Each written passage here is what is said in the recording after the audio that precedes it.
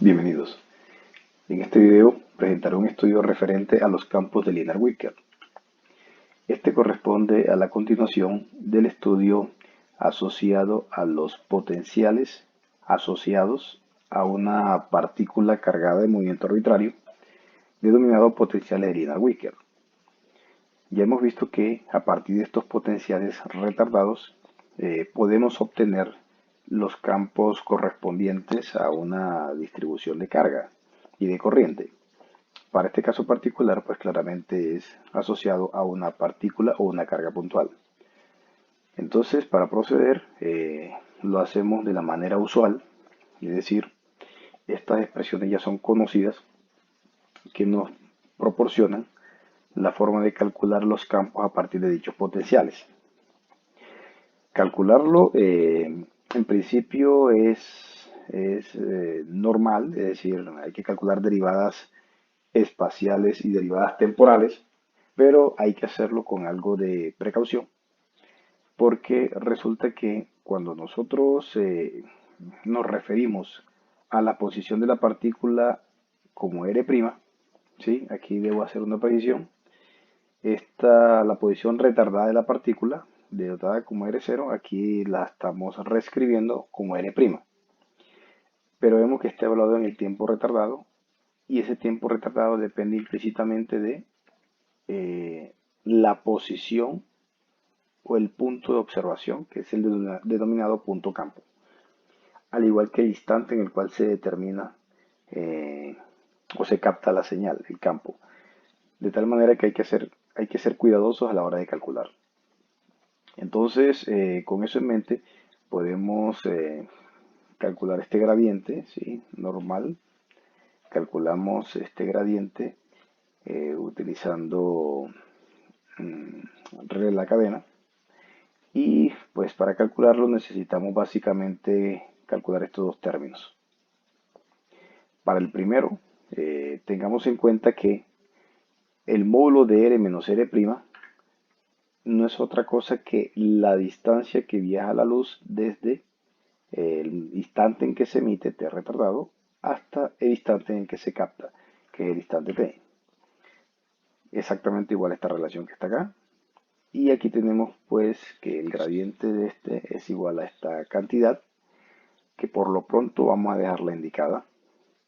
Como veremos, el gradiente del tiempo retardado se va a presentar de manera reiterada, entonces lo reservamos para el final.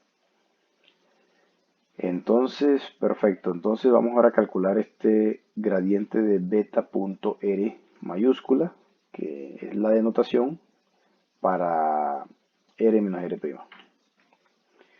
Entonces, utilizando esta identidad vectorial, vemos que para calcularlo necesitamos calcular estos cuatro términos.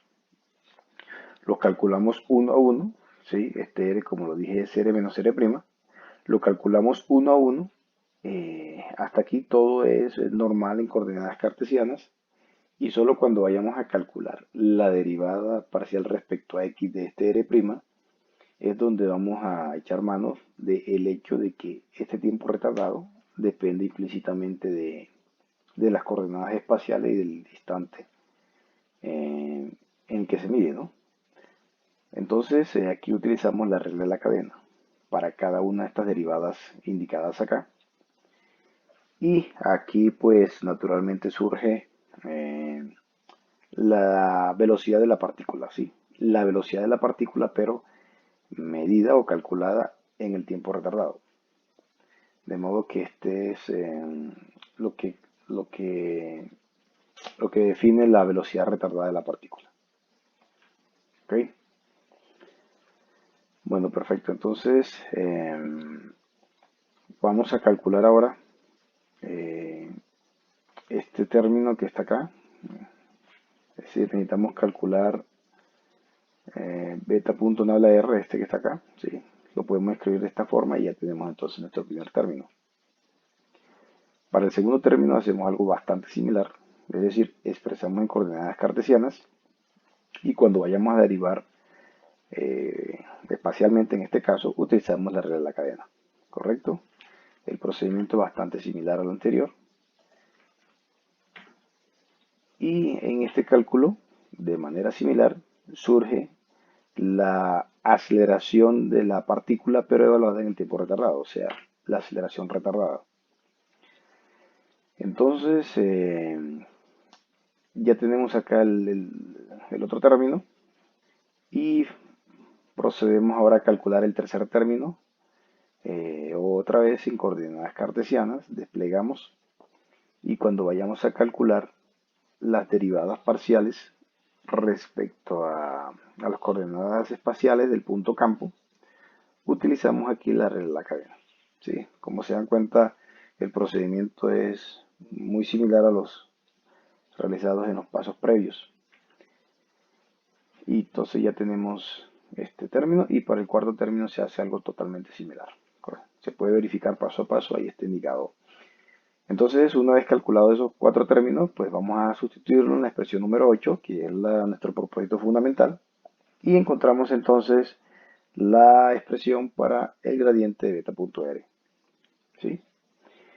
Entonces, al sustituir la 6 y la 15 en la número 5, recordemos la número 5, que es esta que está acá. ¿Sí? Recordemos que estamos calculando el gradiente de phi. Entonces, al sustituir acá, ya hicimos todos los cálculos, se obtiene que el gradiente de phi es igual a esto, que después de reorganizar, nos queda prácticamente descrito, salvo porque no hemos calculado aún el gradiente del tiempo retardado. ¿Sí? Entonces, vamos a calcular ese gradiente del tiempo retardado utilizando derivación implícita. Y para ello vamos a utilizar nuevamente la expresión número 6. ¿Sí? Recordemos que esta distancia ya fue definida.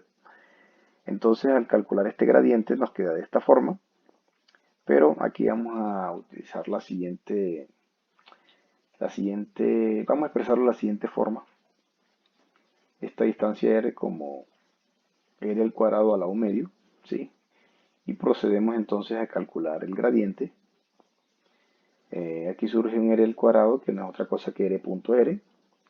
De modo que ahora podemos utilizar esta identidad vectorial para el caso a igual a b igual a r, que es nuestro caso particular y pues naturalmente la cuestión es mucho más simple. Entonces, teniendo en cuenta además que este primer término que aparece acá, R cruz rotacional de R es igual a este que está acá, entonces finalmente hemos expresado este término en función de gradiente de tiempo retardado. ¿Sí? Ahí está. Entonces nos quedó de esta forma. Utilizando la identidad vectorial para un doble producto cruz. Finalmente acá este término que aparece se hace de manera similar, es decir, lo expresamos en coordenadas cartesianas y describimos quién es R, que es R menos R', el R mayúscula. Y aquí pues para derivar también debemos usar la regla de la cadena. Entonces usando la regla de la cadena finalmente obtenemos esta expresión que está aquí. De modo que cuando sustituimos 18 y 19, es decir, esta y la 19 en la número 17, que es esta que está aquí, aquí llegamos a que el gradiente del tiempo retardado efectivamente está en función del gradiente del tiempo retardado. Despejamos y ya tenemos aquí la expresión correspondiente para el gradiente del tiempo retardado. Ese gradiente del tiempo retardado era lo único que nos hacía falta para conocer este gradiente de phi. Aquí está. Lo sustituimos, ¿sí?, en la 16 y ya tenemos entonces el gradiente de phi. El gradiente de phi fue el primer paso que realizamos para calcular el campo eléctrico. ¿Ok? Ahora hay que calcular la derivada parcial de A con respecto al tiempo. Este tiempo, aquí como lo vuelvo a mencionar, este R y este T hace referencia a las coordenadas del punto campo, es decir, donde medimos el campo, y este T hace referencia al tiempo en el instante en el cual, este es el instante en el cual detectamos ese campo. Entonces, calculamos, esto se hace de manera similar y queda como ejercicio, ¿sí? Entonces aquí una pequeña sugerencia o una recomendación Es necesario calcular este primero para luego poder hacer este cálculo, ¿correcto?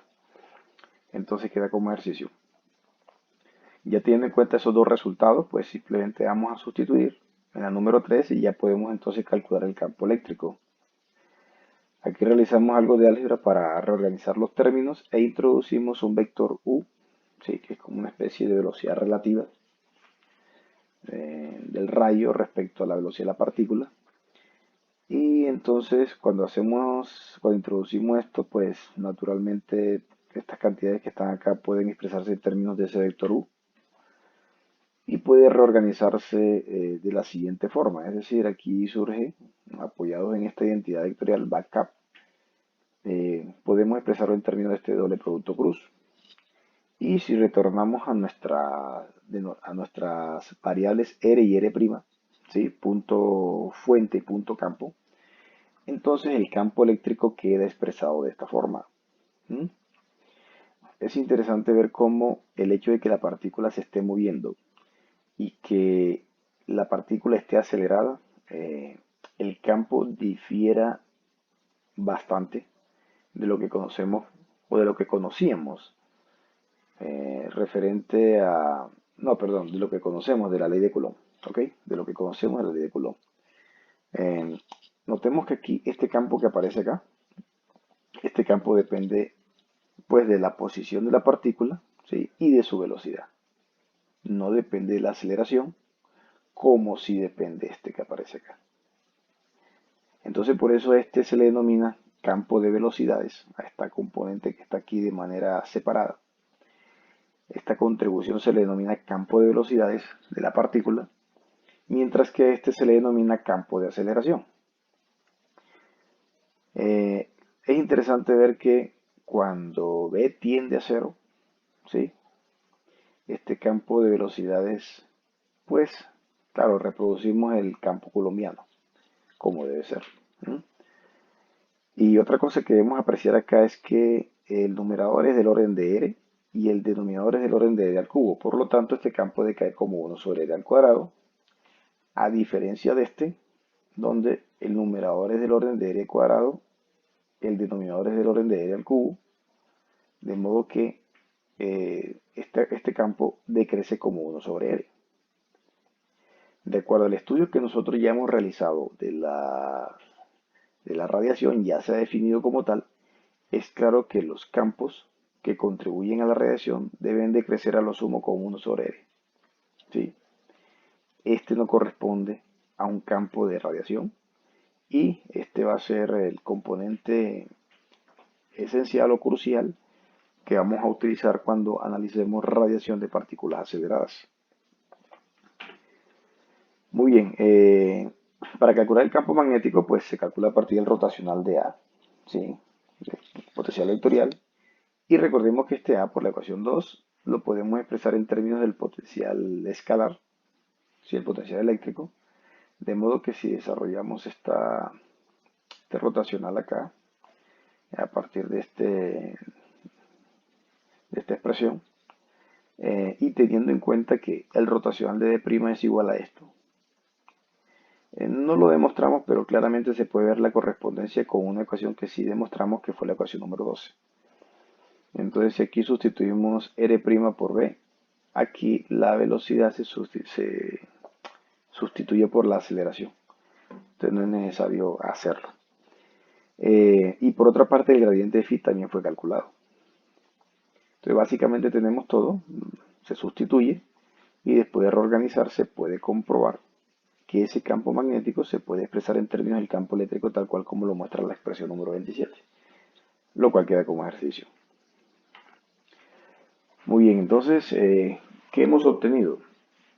Hemos obtenido un resultado supremamente importante, porque básicamente nos dice cuál es el campo electromagnético asociado a una partícula cargada en un movimiento arbitrario, una carga puntual, en movimiento arbitrario.